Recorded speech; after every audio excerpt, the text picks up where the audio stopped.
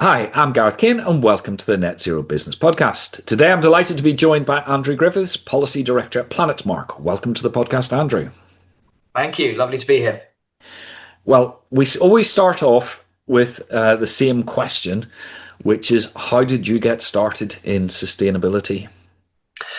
Um, so sustainability was an itch that I wasn't scratching enough for probably about 5 years of my career. My background's actually healthcare, and so I worked on kind of the management side of healthcare, working in hospitals. So I did a graduate management scheme, worked in industry and electronics for a bit, and then I was working at Imperial College for a kind of a research centre looking at smart home tech for dementia, doing project management.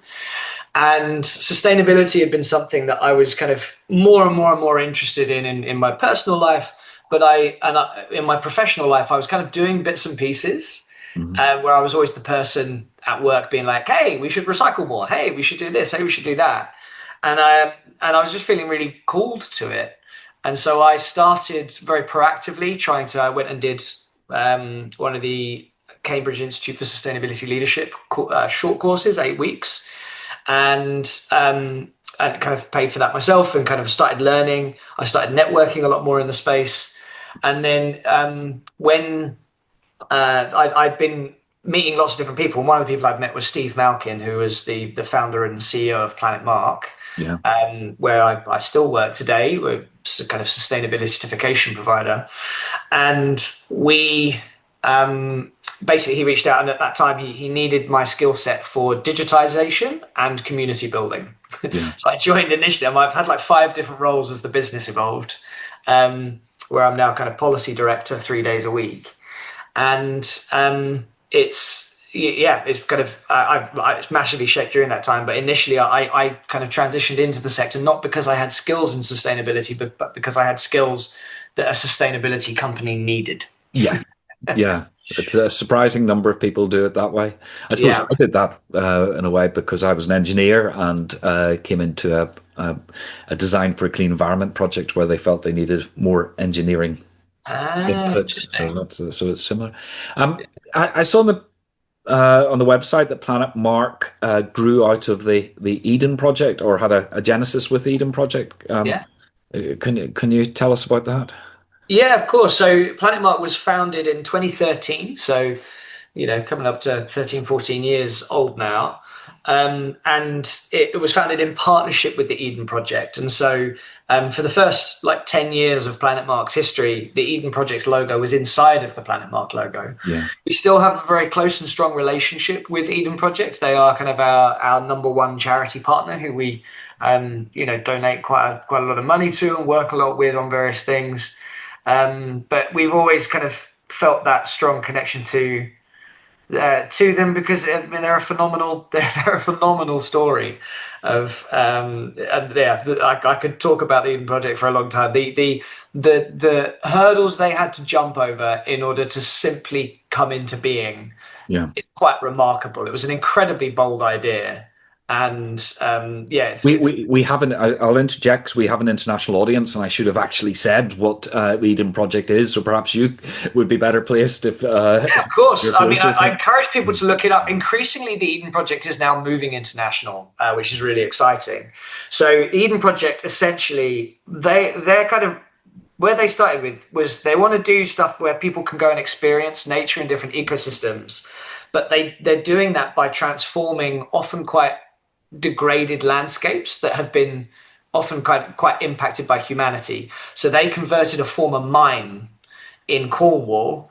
And when you see the before photo of what it looked like and the after photo of what it looks like now, it's just incredible what they've achieved. Where they have these kind of geodesic domes. I think they call them people call them biodomes. They don't like that. They call them biomes. Apparently, it's a technical term and it's important. But these kind of huge, kind of almost alien spaceship-looking things that have like they have a rainforest area, they have a Mediterranean area, and it's like a huge kind of tourist attraction. You can do zip lining, you can do all sorts of stuff there. But it's really kind of an experience of nature, an experience of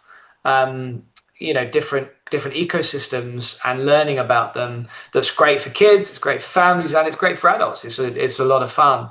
But they are now opening up sites. So I think they've opened one up in Beijing, and they're working on one in certainly in the north of England and maybe Scotland as well. So they're developing out different sites, and they're kind of mapping out around the world to kind of go global, which is really exciting. Yeah. And then how did that genesis of PlanetMark come from? Because, one thing is a massive visitor center, but was it measuring the carbon footprint of the of Eden project? Is that where PlanetMark arose from?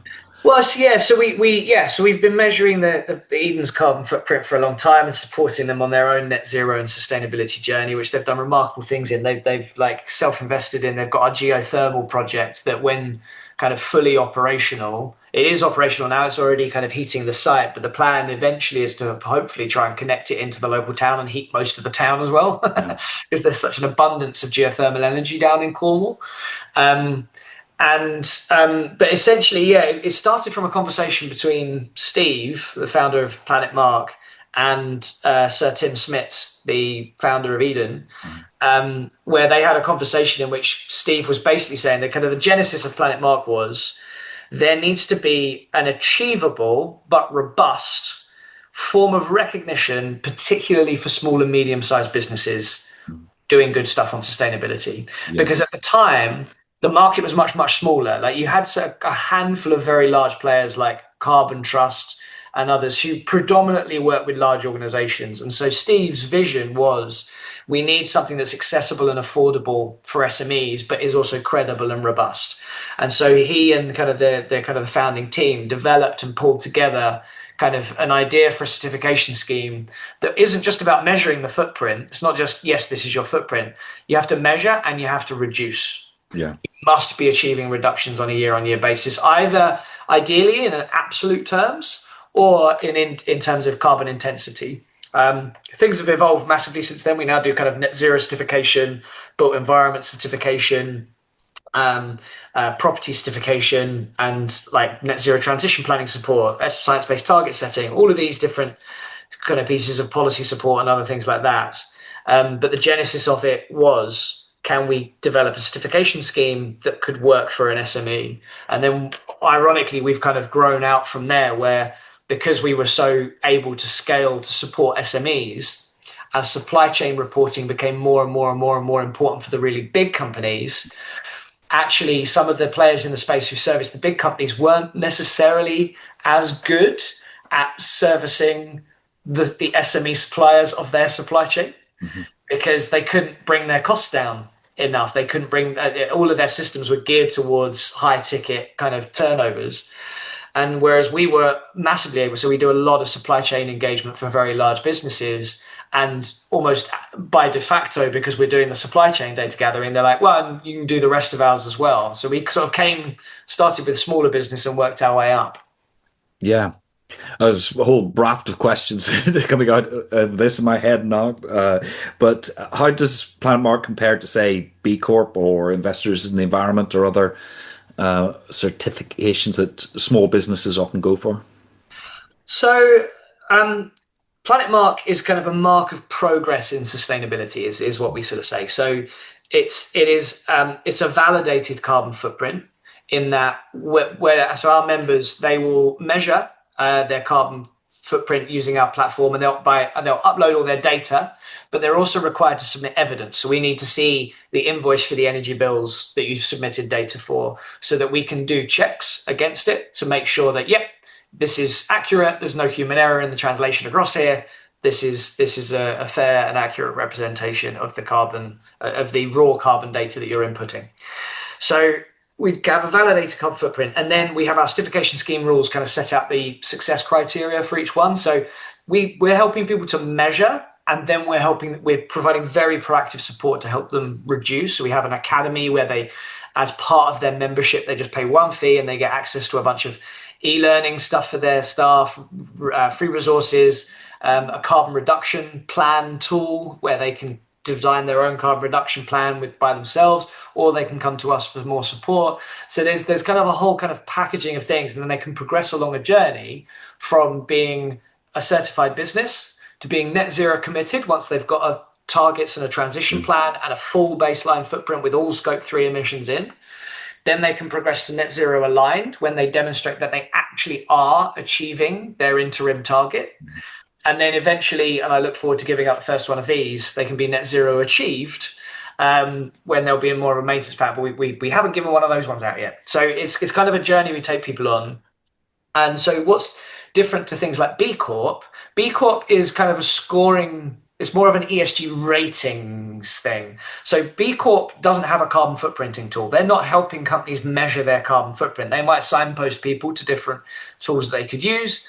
But what B Corp do is you submit to them and say, yes, I have calculated a carbon footprint. It's more like you fill out a quiz and a questionnaire. And based on how you fill out that quiz, you get scored against, I think, 6 categories of things from what you're doing in terms of environmental net zero, what you're doing in terms of social and kind of inclusion, diversity, what you're doing in terms of governance, these different kind of pillars of being a good business. And then you get a score on that basis, and that determines whether or not you qualify as a B Corp. And so there are a lot of PlanetMark members who are B Corps, and there are B Corps who become PlanetMark members because it's going to help them improve their scoring with B Corp. So it's kind of, we're quite symbiotic, really, because those people like them and EcoVadis and CDP are more giving kind of badges of recognition on the basis of tell us what you've done. We are more of kind of a place where it's like, we'll help you do it and we'll give you recognition for what you've done. Yeah. But we're very focused in on the carbon front. And then we also provide social value measurement in partnership with Social Value Portal as well. So we kind of weave some things together. Yeah, and the other thing you mentioned was Scope 3. I was going to say supply chain emissions, but of course there's more. There's product emissions and things like that as well. But that's such an enormous issue that everybody, has to draw a line around their scope, and set a boundary. So if you're certifying somebody as net zero, how much of their Scope 3 do you mandate, or is it completely up to the organisation to set their own boundary for those Scope 3 emissions? So there's kind of a bit of a tiered approach to it, because there are certain Scope 3 categories. There's 15 Scope 3 categories, right? And some of them are easier to measure because they're things that you tend to have financial data for already. So things like business travel, you're already collecting expenses and receipts for trains, for planes, for whatever you're doing there. For employee commuting, that's a fairly simple thing to survey your staff and kind of get a representative sample that tells you roughly how far and how often your staff commute. So there, and waste, generally you can get your waste, particularly if you have an office building, people can get waste data relatively easily. So there are basically, when a PlanetMark member joins as a certified business out the gate, I think it's about 10 of the Scope 3 categories are automatically kind of included as something we're like, you can do these. And some of them might not be relevant for some organizations, like a service provider. Processing of sold products, probably not relevant. So there'll be somewhere it'll just be not applicable. But they have out the gate, they have a whole bunch of sort of data that they can bring together. But particularly for an SME, they're often not ready for a little while after they get started on measuring their carbon footprint for the first time. They're often not ready for getting into things like supply chain engagement emissions, like financed emissions, if those affect the organization. Those are more complex categories to gather data for. It often requires new data gathering to happen. And so what we've done is we've kind of segmented where there's a certified business comes in and they'll have access to all the ones we're like, you can do this. We believe in you. We don't want to overwhelm people, so you can do that. But they won't yet have a full baseline. Then before they can progress to net zero committed, they must progress to what we call business advanced. And that's when they unlock all of the rest of the categories. And we then support them to go, right, here's how we're going to get your supply chain data. Here's how we're going to get, your product level data. Here's how we're going to get these different elements flowing through. So we kind of support them on the journey. We don't mandate the boundary. Other than that, you cannot be net zero. So the two ways we look at the boundary and the quality of the data. The first is that any business working with PlanetMark, one of the criteria they have to meet for certifications, they have to be improving their data quality score each year, which is and the data quality score is they can improve it by increasing the boundary. by like bringing more data in and by using higher quality data, moving from like spend-based data to activity-based data, for example. That will improve their data quality scores. We encourage them to make their data get better and better and better and better. And then to progress to net zero committed, you must have a full baseline footprint, because you can't have a net zero target and have a net zero transition plan if you don't know what your emissions are in kind of full resolution. Is there? I could just keep asking questions about this over and over again, but is there any move towards standardization of these data flows? Because, as you say, a lot of people default spend data at first, which is okay for scoping out hotspots in your scope 3 emissions, but it can give you anomalous results. So, if you went for a lower carbon if you purchased a lower carbon alternative that was slightly more expensive, your carbon footprint would go up, not down, and all that sort of thing. But when I'm working with businesses, the data burden, the reporting burden is all too real. And is there any moves to sort of standardize these the data flow so that suppliers can know which format it has to be in, what reporting time frame, all the rest of it, so that they're not just spending all their time giving other people data rather than actually cutting their own carbon footprint? Yeah, no, there's a number of initiatives that I can kind of signpost to. So first of all, because obviously I'm policy director at PlanetMark, but I'm also co-founder of the Carbon Accounting Alliance, which is kind of, think of that as the beginnings of a trade association for the people who calculate carbon footprints, where we bring together all of the professionals, the practitioners, the service providers, and the in-house teams who calculate carbon footprints on a daily basis. And we have a software interoperability working group who are actually working on this right now. They're working on a white paper they've done a whole bunch of mapping and a whole bunch of like looking at different things, and they're kind of mapping out what do we think would be required for the sector, where the fundamental challenge we're looking at there first and foremost is how do we get carbon accounting platforms that are, they're your PlanetMarks, your normatives, your carbon trusts, your different organizations that have a tool that people are using to calculate their footprints. How do we get interoperability between those things? So if a PlanetMark member has a supplier who happens to be using Carbon Trust as their carbon footprinting tool, why do they have to download the data from here, translate it into a different form to fill it in the right way for over here? Why can't Carbon Trust platforms simply say, I've had a request for carbon data from a customer of PlanetMark. I give permission for my data to be shared in this format in this way. Bang, the data goes across. In the same way as when you're connecting bank accounts and when you're sharing information, there's a lot of open banking has created a lot of flexibility. So how could we have an open source standard for carbon data sharing between carbon accounting platforms on the basis of permission by organizations, so that we don't need to go through arduous things? So that's the first one. The second one I'll point to is Project Perseus, which is aiming to automate. Well, it's not aiming to, it is. It's already successfully piloted automation of pulling electricity data straight from smart meters into carbon accounting platforms. Yeah. For the purposes of automatically calculating that carbon footprint. You just give permission and then your smart meters just pull into the systems. And then for that data to be able to be shared with a bank or a financier so that they can issue a green loan to an SME, where they need quite good evidence and stuff like that. And so it's this kind of flow through of it's about unlocking green finance for SMEs and beyond by getting high quality data automated through these kind of permission-based streams of information.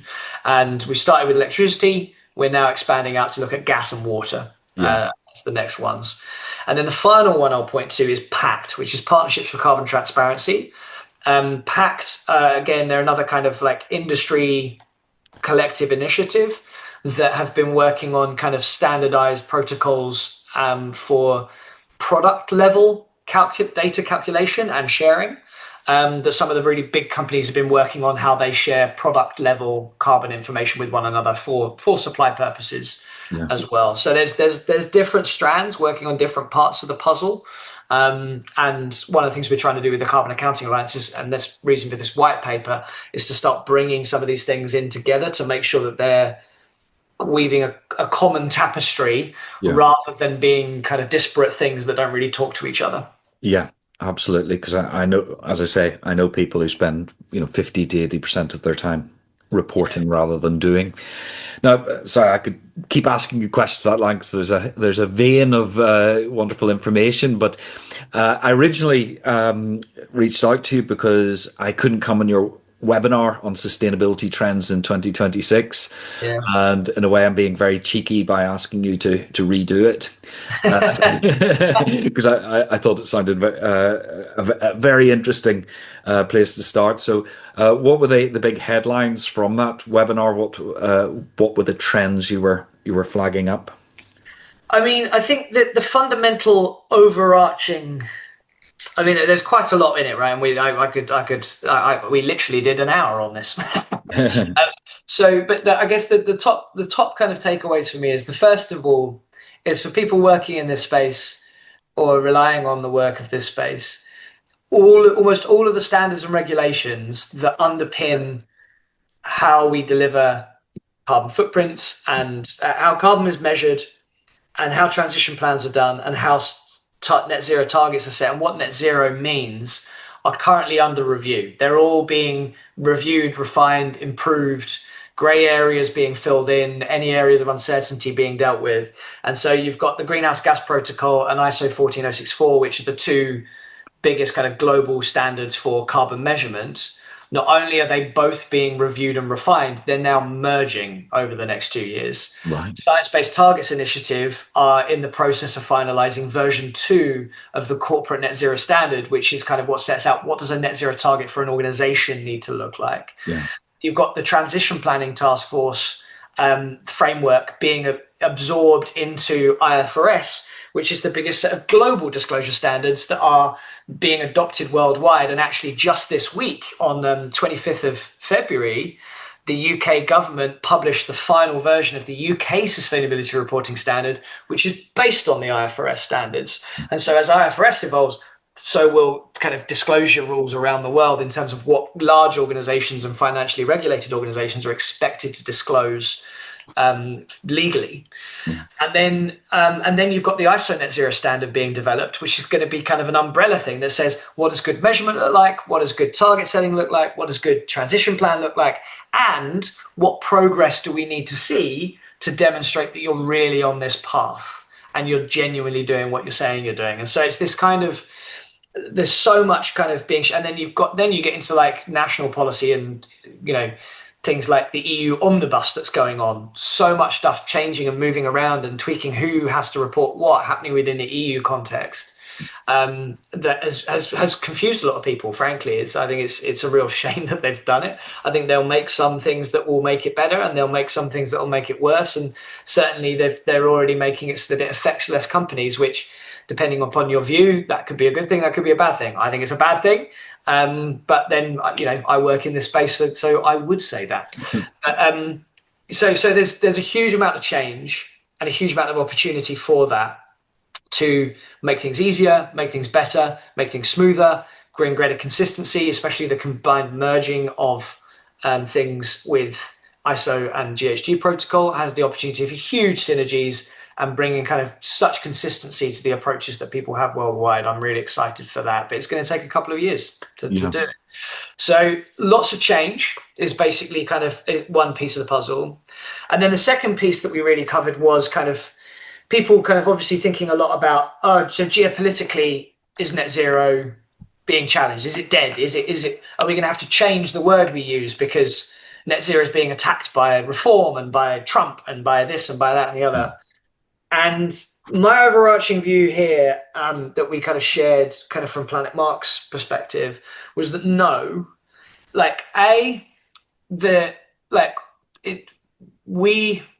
can't simply change the term we use. That's like some people have been saying, we should start calling it efficiency or decarbonization, or let's call it something that's instead of net zero, because net zero has become a political kind of hot word that's being attacked. And my view on this is net zero is a technical term. Like, it's been defined really clearly in standards, in scientific practice. It connects in with what we need to achieve at a global level that has been set out time and time and time again for the last 20, 30 years. We can't just abandon a technical term because a few politicians are being tricky, right? Yeah. It's not to say that we don't use other terms. Like when PlanetMark is talking to an organization, you have to talk in their language. We absolutely talk about efficiencies. We absolutely talk about kind of decarbonization and the opportunities for the business from a marketing perspective. From this, you have to talk people's language and sell them on the idea and the benefits it's going to bring to the organization, the benefits they're going to have more widely.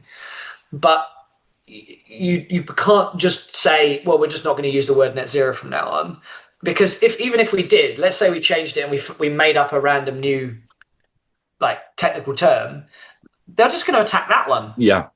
It's going to take us 2-3 years to get people familiarized with the new term, and then that one will get attacked. And it has to be a point where we stand our ground and say, no, net zero this is important, and we are willing to fight the argument on its merits, not like try and like work our way around it kind of thing. And so I'm very kind of clear and strong on no, we can't abandon net zero as a technical term. And then also I'm very clear that even though Trump is absolutely slowing things down, no question, in the US, definitely slower than it would have otherwise been, but a huge amount is still happening at a state level. California, Washington, and I think the states of the US economy that have, like, where the governors of those states have stepped forward and said, well, we're still doing the Paris climate, we're still doing it, is more than 50% of the US economy. Something about 60% of the US economy. So, and that's enormous. Like California, if it was a nation by itself, in terms of the size of its economy, would still be one. I think it's still in like the top 20 countries worldwide, maybe even top 10 in terms of the size of its economy. So that still makes a huge difference. And then you have the supply chain cascaders continuing to affect organizations of all shapes and sizes. So we did the UK Net Zero Business Census again last year in partnership with the Department for Energy Security and Net Zero, and a whole collection with British Chambers of Commerce, CBI, Make UK, like all the big trade associations. And it's like kind of a representative sample of UK businesses. And we found that more than half of large organizations had been asked for carbon data in the last 12 months, which is to be expected. But what was really interesting is among the SMEs who are not required by any law to measure or disclose carbon, medium-sized organizations, 37%, more than a third had been asked for carbon data by a customer. 20%, 1 in 5 small organizations have been asked, and 9% of micro-organizations with less than 10 employees had been asked for carbon data. And that is people who aren't required to, having this cascade effect coming down and affecting them because of Scope 3, because of the supply chain impact that even the SME suppliers in aggregate are having a big impact on the carbon footprints of large organizations. And so they have no choice but to turn to their suppliers and say, we need your data, even though you don't have to report to Streamline Energy and Carbon Reporting, SECR, for the UK government required. You don't need to do that, but we do. So we need your data in order for us to do what we're supposed to do with our reporting. Yeah. Well, unsurprisingly, I agree with all of that. I'm starting to see Donald Trump as sort of the King Canute of clean energy. Yeah. And that he's trying to hold back the tide. He put a ban on those offshore wind projects, but all of them have been reinstated in the courts. It doesn't get reported in the same way. And the lengths he seems to be going to try and keep the coal industry going, taking off restrictions on mercury emissions, that's going to start... the public's going to start complaining about that because it's going to become a health issue. And here in the UK, you mentioned the various political parties who are using net zero, and I think you're absolutely right. It's almost been too successful as a phrase that's permeated the public discourse. But if you look at the polls, I think it's 60% of the public support net zero and 25% against. So even with all this noise in the press and just these almost ridiculous headlines attacking net zero for I sometimes joke, I haven't yet seen net zero eat my hamster, but I'm waiting for it. Yeah, yeah, But it just seems bonkers. What I do fear, though, is that we know that public opinion for climate action is stronger than for net zero, probably because of these. So they are sort of driving a wedge between net zero and climate science. And you hear people saying, "Oh, we need to tackle climate change, but net zero isn't the way to do it." And you go, "But what is?" yeah. No, I agree, and this is what I mean by like we have to use different. There's different messaging for different audiences. Like think of it like a marketing campaign to a degree. Think about when government is mobilizing public messaging for things like the corona, like the COVID crisis, right? You know, did they use like technical language to talk about how viruses spread? Were they using words like diffusion and osmosis? I don't know. I'm making it up. Like I'm not a biologist, but there will be a whole array of technical terms which actually far more accurately describe what needs to be done to contain a virus that fundamentally were not part of the like the three words like Yeah, things of like catch it, kill it, bin it. yeah, Then a public engagement campaign needs to meet them where they're at and explain to them how things are going to impact them, right? So I wouldn't be going heavy on net zero and transition pathways and these things with the general public. I would be talking to them about often what I bring it to is bring it into really simple terms where I say two things and be like, so we're talking about global temperatures and we're talking about what seems like a really small change, like 1.5 degrees warmer on average globally, 2 degrees warmer globally. That sounds like a lovely summer holiday. Why would that be a yeah, problem? And you have to bring it into terms that people will understand and comprehend. So the one I tend to use is, okay, well, natural ecosystems are like nature's really sensitive to temperature. And the best example of that is your own body, right? Your own body is a natural ecosystem and it's a relatively complicated one. It's not nearly as complicated as the one out here in the whole planet, but it's a pretty complicated ecosystem. And if your body on average becomes 1.5 degrees warmer, you're running a temperature and you're sick. yeah, If you get 2 to 3 degrees warmer, you're on your way to the doctors or potentially hospital. If you're 3 to 5 degrees warmer, then you're in critical care. yeah. You are on life support. You're probably in a coma. You get to 4 or 5 degrees plus warmer, you're already dead.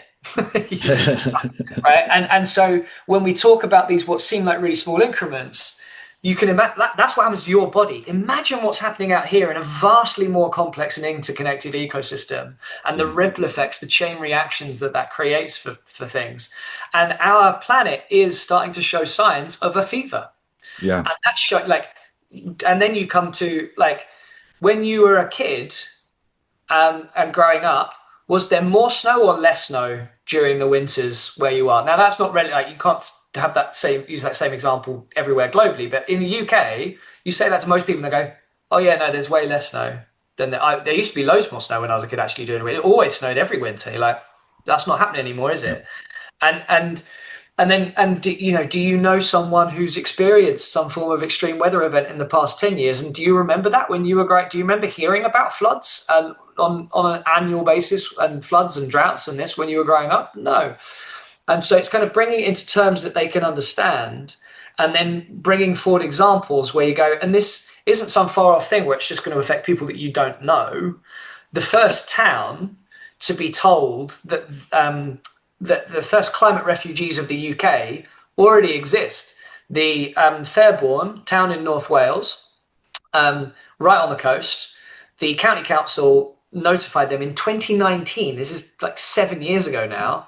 They notified them in 2019, you're all going to need to move out of your homes by 2050 because we cannot afford to put the level of ocean defense in that will be required based on what we know is going to happen with sea level rise. Yeah. The whole town was built on a salt marsh, several hundred homes, and they've all been told that their houses have essentially been given a death sentence and said, your house will no longer be a thing in 2050, which means that they can't mortgage them, they can't insure them, They can't sell them. Right? They're kind of stuck, and they're going through and working with the council on what they're going to do about that. But fundamentally, the banks didn't predict that. All of a sudden, you've got an asset that was assumed to be lasting for 50, 60 plus years, and it's now not worth anything.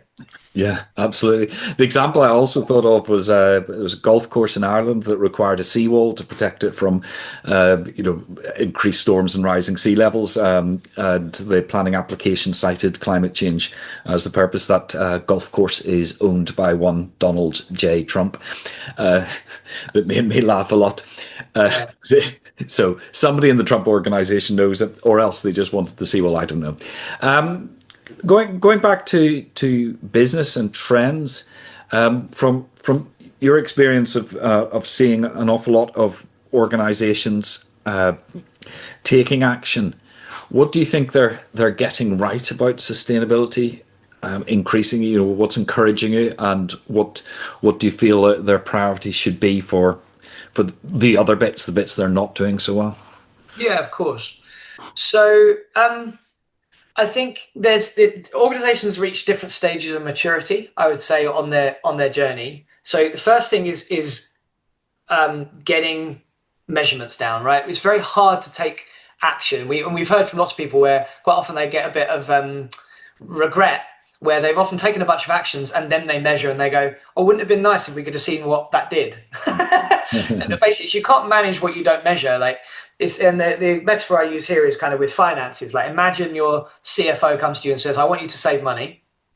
I want you to find ways to cut costs, but I don't want you to measure anything. I don't want you to set any targets. And I just want you to give me a bullet pointed list of a bunch of things that you're going to do that you think will help. And then we'll give that to our investors, and they're going to be really pleased with us about our wonderful cost cutting initiatives." It's like, absolutely not. They would laugh you out of the room. Like, how will we know what worked? What should we invest more in or less in? What did it have as much impact as we thought it would? Like, you're kind of flying blind. And so, you can't manage what you don't measure. You can't progress towards something you haven't set a target for. And if you haven't got a plan, it's probably not going to happen. It's kind of like some nice kind of principles. And so what we tend to see is a lot of, like, when an organization gets started on the journey, there's a lot of getting their house in order.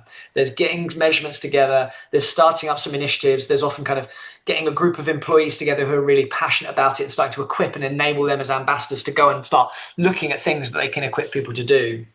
And they're getting going. The more mature organizations who have got things going, they've been measuring for a while. They've been measuring. They know they've got a plan. They're working towards things. It's hugely about engaging people, engaging your employees, and helping them understand what difference can they make. Like, who within an organization is responsible for the financial success of the business? Is it just the finance team? No. Like, everyone in every department knows that they have a budget. They know that they have targets. They know how their role feeds into the finance. How does, even like things like HR, they know that their role in achieving financial success of the business is to recruit and retain the best people, and to make sure that people are working as effectively as possible to achieve financial outcomes. And they'll have a budget as a department. And so sustainability needs to be thought of in similar ways, where you've got to enable and encourage and empower everyone in the business to do their bit and figure out, how can I make a difference? What can I do? To kind of think about things for my role and my part of the puzzle. And then obviously there's kind of the supply chain engagement exercises, which is often a really big thing. And so the most mature organizations who are doing the most incredible work, it's generally because they've got phenomenal engagement programs. And so it will be because, for example, I've seen garden centers who have nominated kind of a sustainability ambassador in each one of their garden centers. And once that person was appointed, they had loads of applications saying that they wanted to be the volunteer ambassador for that site. People wanted to do it. And then once they appointed people to that role, the amount of ideas that had been they were already in the organization that flowed to those people was bonkers. They just got deluged with, we should think about, here's a way we could save water. Here's a way we could save energy. Here's a way we could do this. And that was untapped potential inside the organization, just because no one was asking them, and there wasn't a clear channel to send those ideas down. And then on the supply chain engagement front, some of the most impressive ones are people who are kind of, I've seen SME cleaning companies run a supplier day where they're educating their suppliers about what they're doing on sustainability and why we really want you to come on the journey with us and how this is going to benefit you because we're going to grow as a business and we're going to buy more stuff from you because we're going to, and it's all those sorts of things where they're leading people on the journey with them. And then even an example of customer engagement, right? Where, so Triton Showers, PlanetMark member, they won a community engagement award with us a number of years ago because they ran a customer engagement campaign because they worked out that one of the biggest elements of their scope 3 was use of their product. Yeah. It's a shower. It uses a lot of water and it uses more or less exclusively hot water, unless like me, you enjoy a cold shower. So they calculated the use of their product emissions and they realized if we can demonstrably engage and influence our customers and prove that our engagement campaign led to someone having shorter showers or choosing to have more cold showers or things like this. If we can run a campaign, so they did a campaign with polar bears and stuff like that, talking about different ways to use less water for your shower, and being able to demonstrate that this is how we're going to tackle this element of our responsibility to encourage and educate and support our customers to use our product more responsibly. And it's those sorts of things where you go, that's amazing, that's lovely, and that's, those are the sorts of businesses I always feel most drawn to. Yeah. My hackles raised a little bit of the mention of polar bear because that's one of the examples I always use of how not to do engagement. Yeah, well, this was a polar bear. I think it was used much more as a mascot than it was a cute animal. Yeah. Taking a shower, and it's polar bear, so it has a cold shower. So it was a kind of a bit of a playful thing, more so than yeah, right. I'm getting that a little bit. Die out kind of vibe. Yeah. And we are talking about one of the few animals that'll hunt down humans for food. I'm never sure about the cuddliness of it. But, no. I mean, you could say that about like Tony the Tiger on boxes of cereal. What does the tiger have to do with cereal? Absolutely nothing. Was it an effective mascot? Yes, it was.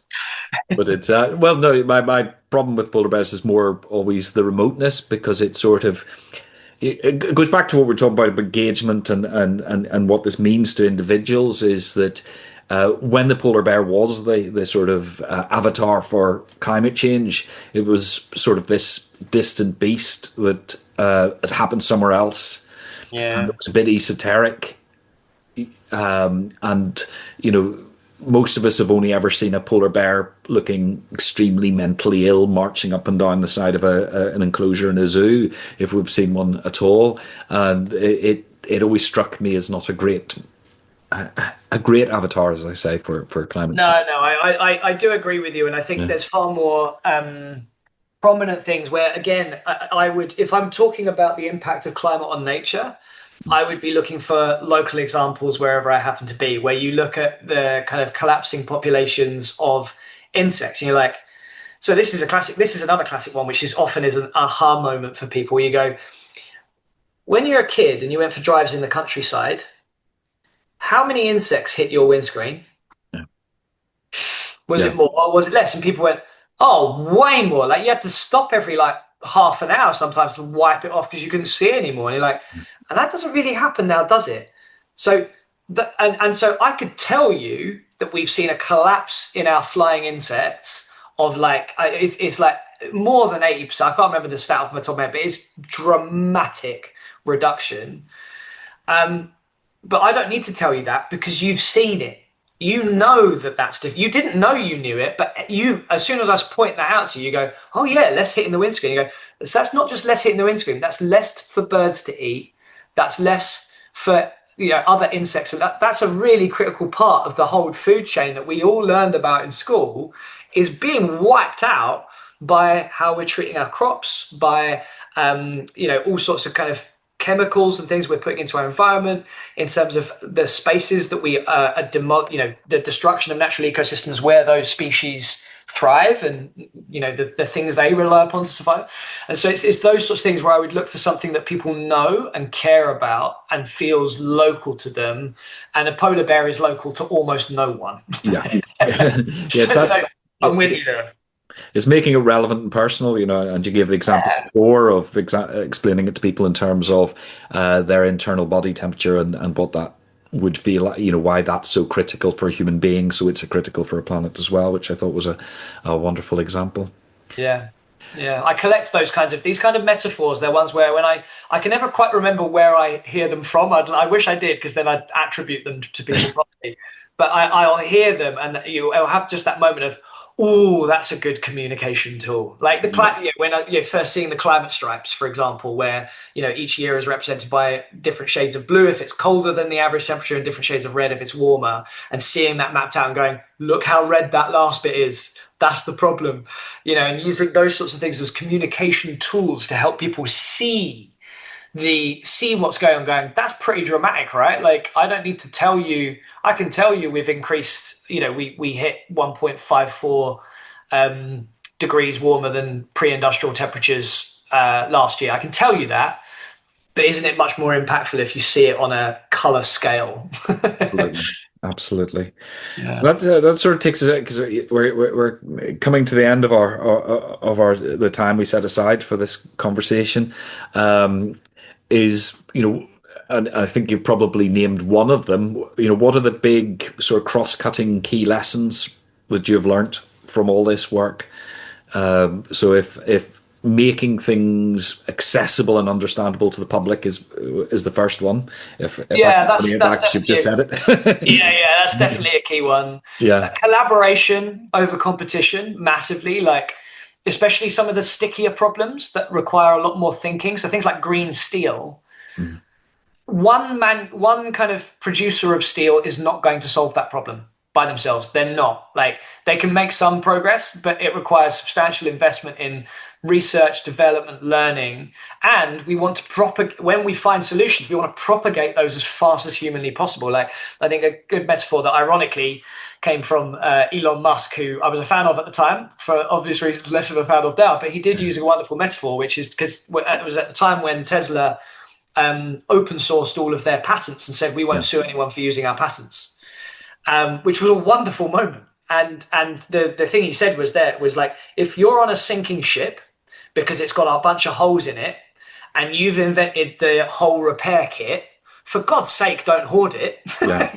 Because you're still on the boat. So you might make a ton of money while the boat's going down because you're the sole supplier of hatch repair kits, but you're still on a sinking ship that if you don't fix it, you will drown as well. Yeah. And so I think there's a bit of like that collaboration over competition thing is really important. The other thing he said on that, I'm interrupting, of course, your summary, but was that he didn't see other EVs as his main competitors. He saw the internal combustion engine as his competitor. So by open sourcing and getting more volume through the supply chains for those technologies, the price would come down. They'd be more competitive against internal combustion engines, which is another take.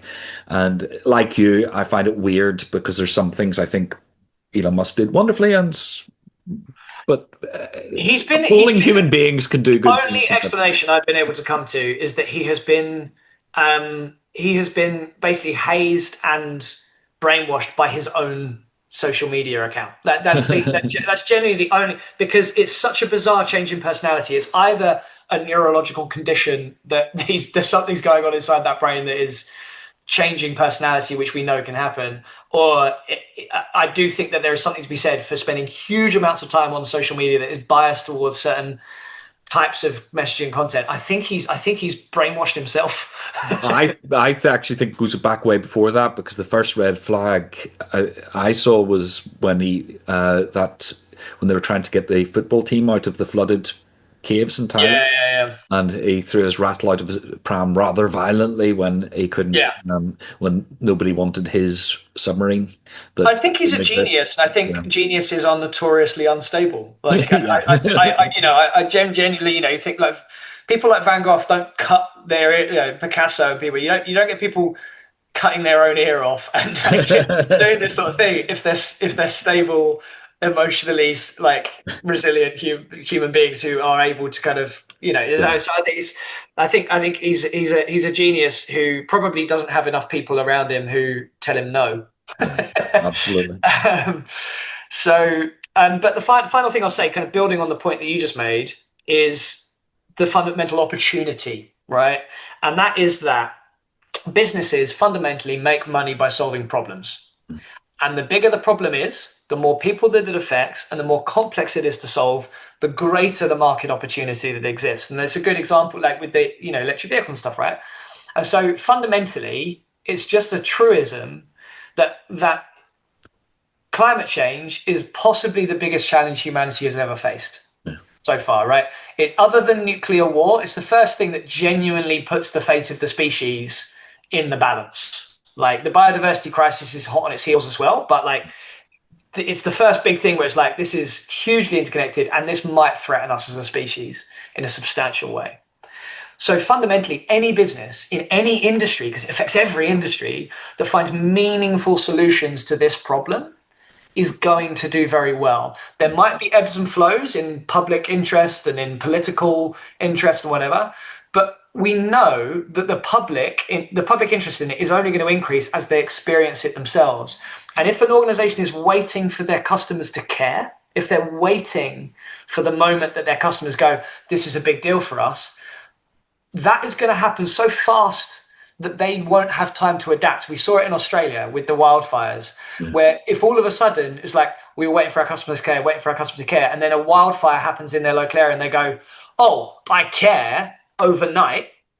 How fast can you transition? How long does it take you to measure your first carbon footprint? How long does it take you to put the transition plan in? How long does it take you to prove to your customers that you are actually reducing your carbon footprint? The answer to that question is if you haven't started, at least 2 years. Are they going to stick with you for 2 years whilst you sort your shit out? Possibly not. One of your competitors who was already doing it is going to take that business from you. And so that's why people like Mark Carney, who's now obviously, Premier of Canada and previously Governor of the Bank of England, very famously said that kind of net zero and sustainability is the greatest market opportunity that has ever existed for businesses because it's a big problem affecting everyone with complex solutions. And so demand is going to be massive. Yeah. And you don't want to be a blockbuster in a world of Netflix. No, quite. Because that's earlier this week, I was at a meeting with, amongst other people, somebody from Nissan, and it was close to the sprawling Nissan factory in Washington, Town Weir. And as I was driving there, I went past the new or being built electric drive chain factory. I went past one of the several gigafactories they have there for EV batteries. The Leaf is starting to roll off the production line, the third generation Leaf, and there was wind turbines sited in the middle of a massive solar array as well. And you think this is actually happening. So I think I fully appreciate that. It's about time to get on the wagon or you get left behind. Yeah. 100%. 100%. Jump on the bandwagon. Brilliant. Well, thank you for that, Andrew. I think we covered a huge amount of ground there. We've put the world to rights several times.